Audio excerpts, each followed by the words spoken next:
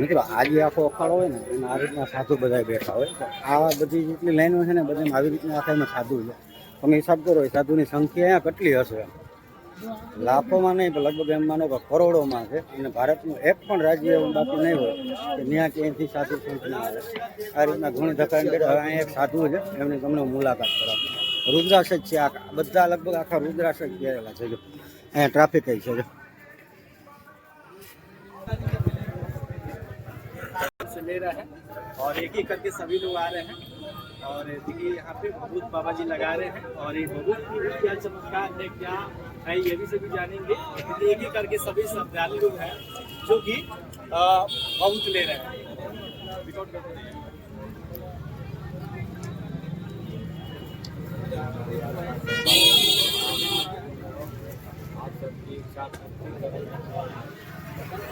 અહીંયા તો અત્યારે ટ્રાફિક છે, જોયું ને તમે બાપુ ઉપર કેટલી રવિ આવશે.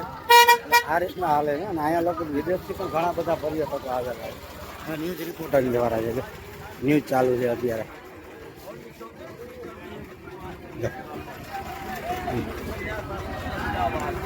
महाराज जी का नाम लगा वो उन्हीं के हाथ का लाया हुआ ये पत्थर है। हमारे गुरु महाराज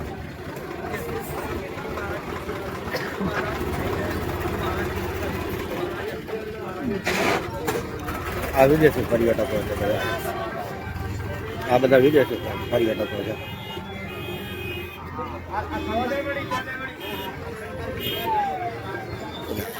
વિદેશી પર્યટકો પણ ઘણા બધા છે.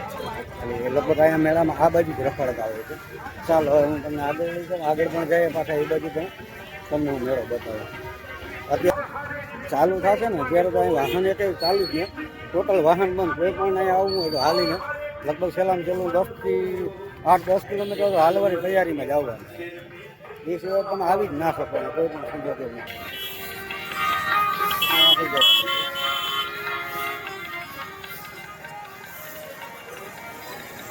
આ બધા આટલા બધા આખા આશ્રમ છે આ બધા. અને આ રીતના સાધુઓ અહીંયા બેઠા હોય. જો સાધુ જે છે ને, સાધુ અહીંયા તપસ્યા ને બધું કરતા હોય.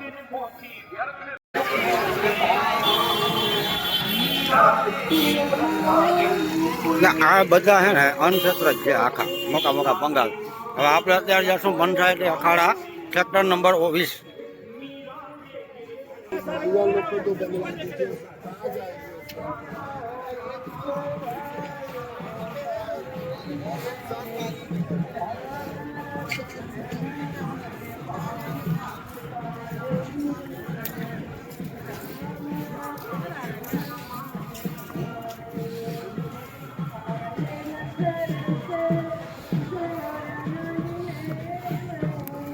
મિત્રો આ જે નિરંજની અખાડો અહીંયા આવી રીતના હોય. આ જે એક નિરંજની અખાડો છે એની અંદર ઘણા બધા મહંતો હોય ને આ રીતના શિબિરો બાંધી અને હવન કરી અને રહેતા હોય. અહીંયા પણ છે. જો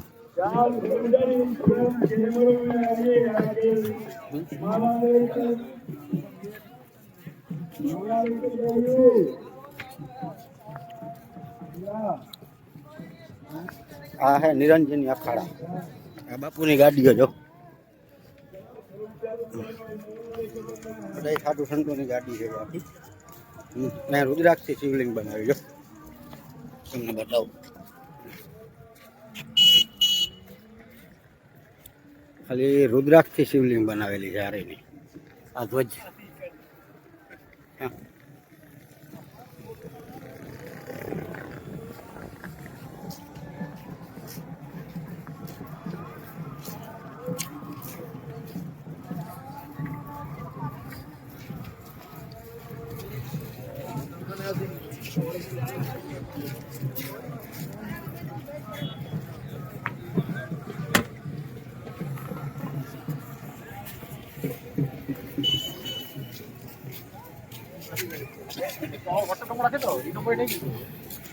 આ નિરંજની અખાડા આખે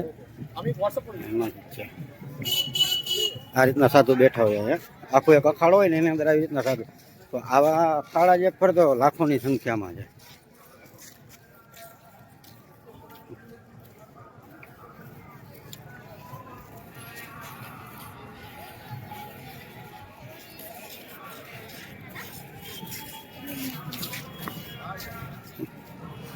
અહીંયાથી પાછું પૂરું થઈ જાય. આ બાજુ પણ સાધુ સંતો બેઠા છે. હવે ચાલો આપણે પાછા રિપીટ જાય. ચાલો હવે વળી પાછા બીજા અખાડામાં તમને લઈ જાઉં. હા, સામે હે ને નાગા સાધુનો અખાડો છે. આ મેન ગેટ છે પીપા પુલ તરફથી આવવાનો. અને અત્યારે આ ઊભી લાઈન છે. લગભગ આવી રીતના મેળો ચાલુ જ છે અત્યારે. જો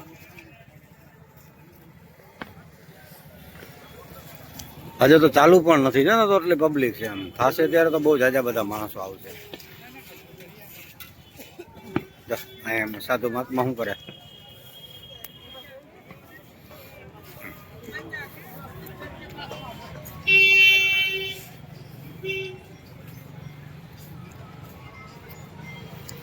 એના માટે લગભગ તો જમવાનું બનાવે છે.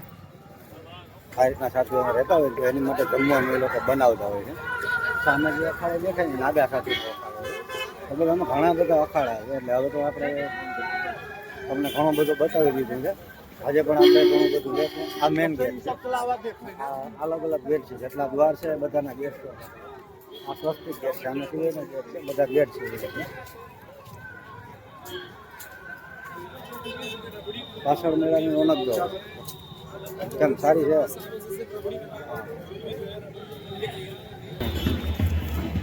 આ સામે રહ્યો ને, સામે દેખાય ને મેળો છે. અને આ પીપાના પુલ જે હું વાત કરતો હતો, આ બીમ ઉપર આખા પુલ બનાવેલા છે. આ બધા આ જો ઓલી બાજુ એટલે આમને આખા પુલ બનાવેલા છે.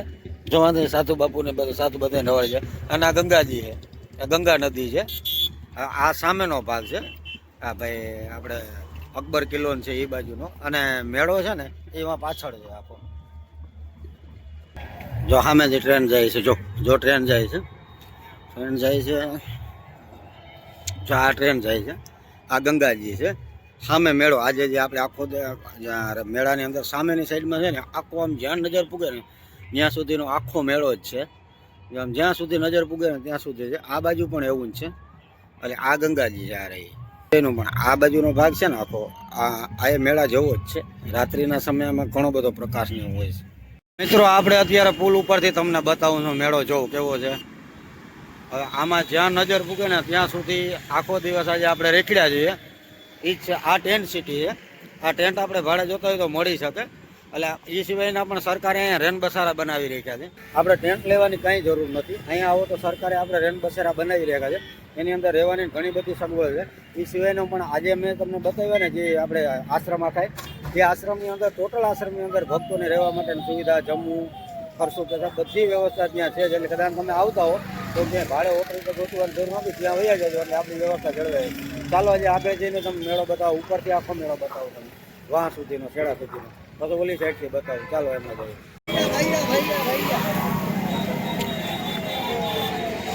જો અહીંયા જમવાનું બધું ચાલુ પણ થઈ ગયું છે. જો માણસો ડીશું લઈને જાય છે. સવારે જમવાનું ચાલુ. આમ જોવું જોઈએ. આમ આપણે જ્યાં સુધી નજર પૂગે ને ત્યાં સુધી આ મેળો છે. અને આ મેન રોડ છે. આજે આ રોડ ઉપરથી આપણે ઘણી ફરે આવ્યા અને ગયા. આ રોડ પરથી આ રોડ છે. આ મેળો જો તમે જો મેળો જો. લગભગ આ બધા ટેન્ટ છે ને અમે આની અંદર બધામાં સાધુ જ છે. આ સામે ગંગાજી છે ઓલા દેખાય એ પીપાના પુલ ને એ બધું આપણે પાર કરી રહ્યા. સામે ગંગા યમુના સંગમ જવા આ મેળો આજે પાછળની સાઈડ તો બહુ ઘણો બધો છે.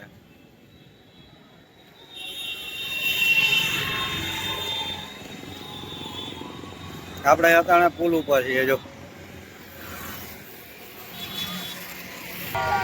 આ તમને જે દેખાય છે ને ગંગાજી છે. આ ગંગાજી છે.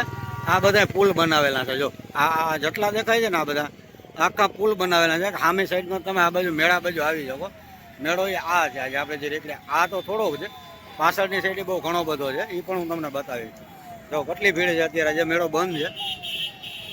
આટલા પુલ છે ને છતાંય ભીડ છે. સામે સંગમ છે. સંગમ છે સામે. સામે અકબર કિલ્લો ની બધું સામે છે.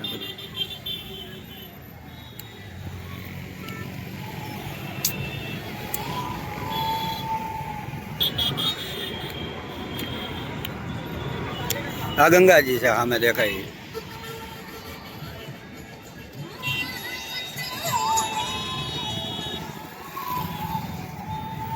આમ જ્યાં સુધી તમારી નજર જાય ને ત્યાં સુધી આ મેળો છે. આ પુલનો બીજો ભાગ છે. હવે કંઈ રસ્તામાં ઊભા છે ને ટ્રાફિક બહુ છે, ઊભવા નથી દેતા એ ઉપર પોલીસવાળા. આમ આપણી નજર શું આમ 30-35 કિલોમીટર આગળ સુધી એમને મેળો જાય છે. અમુક ટકા લાઈટો ચાલુ છે, અમુક ટકા નથી. આમ તો દૂર દૂર લાઈટો ભલે. આને હે ને પ્રયાગરાજે ચાલો મળીએ હવે પાછા. આ મેળાનું લાઇટિંગ જો કેટલું બધું છે. ઉપરનું લાઈટ આપણે આ ઉપર પુલ ઉપર હતા આપણે એનું લાઇટિંગ જો કેવું છે સરસ.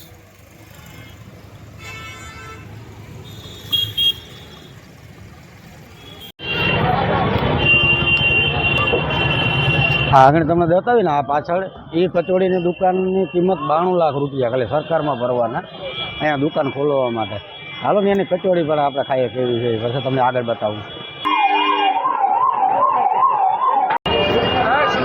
આપણે ટોકન લઈ લીધું છે. હજી આ ટોકન હે ને પાછું આ કાઉન્ટરમાં આપવાનું પછી આ લોકો આપે. એક આ દુકાનની કિંમત 95 લાખ.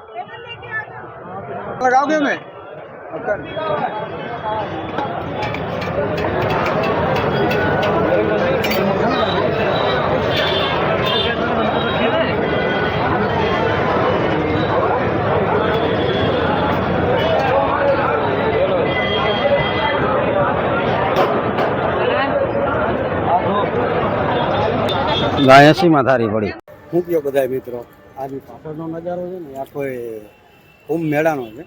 અને આપણે અત્યારે છે ને ગંગા ઘાટ ઉપર ઊભા છે. ગંગાજીનો જે આ ઘાટ બનાવ્યો ને ત્યાં ઊભા છે. પાછળની સાઈડમાં જે સાચો મેળો છે ને એ આજે આ પીપાના પુલ દેખાય ને, આજે ડુંગ જેવો પીપા દેખાય છે ને, પીપાના પુલની ઓલી બાજુ છે. એટલે ત્યાંથી આ પીપાના પુલ બનાવેલા છે. અહીંથી તમે ત્યાં જઈ શકો.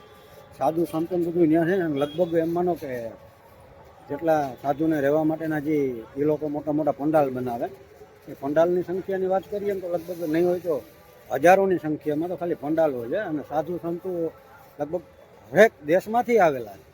આજે એક સાધુએ મારા વાત થઈ, સાધુ એમ કહેતા હતા હરેક દેશની અંદરથી અહીંયા સાધુ સંતો આવેલા છે.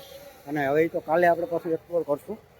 કાલે લગભગ આખો મેળો આપણે એક્સપ્લોર કરશું એટલે એ પણ હું તમને બતાવીશ. હજુ તમે આ પાછળનો આ ગંગાજીનો નજારો લો.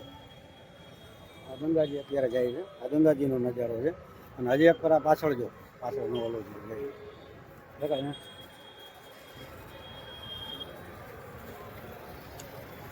પ્રયાગરાજ છે. આગળ બે પુલ છે, એક લોખંડનું છે અને ઓલું બનાવેલું છે ટ્રેન માટે, એક આના માટે.